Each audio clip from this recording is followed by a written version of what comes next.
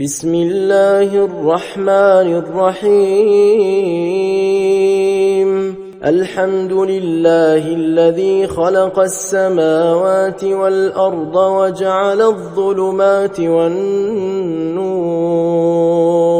ثم الذين كفروا بربهم يعدلون هو الذي خلقكم من طين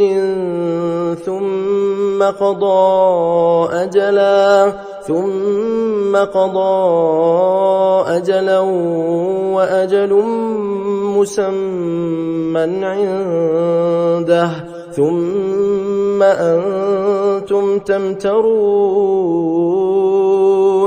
وهو الله في السماوات وفي الأرض يعلم سركم وجهركم ويعلم ما تكسبون وما تأتيهم من آية من آيات ربهم إلا كانوا عنها معرضين فقد كذبوا بالحق لما جاءهم فسوف يأتيهم أنباء ما كانوا به يستهزئون ألم يروا كم أهلكنا من قبلهم من قرن مكناهم في الأرض ما لم نمكن لكم وأرسلنا السماء عليهم مدرارا وجعلنا الأنهار تجري من تحتهم فأهلكناهم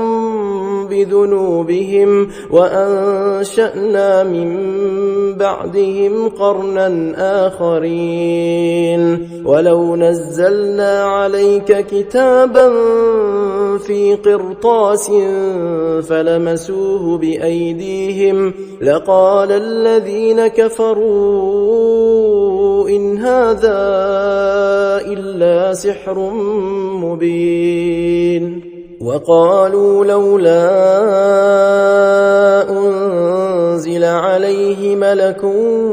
ولو أنزلنا ملكا لقضي الأمر ثم لا ينظرون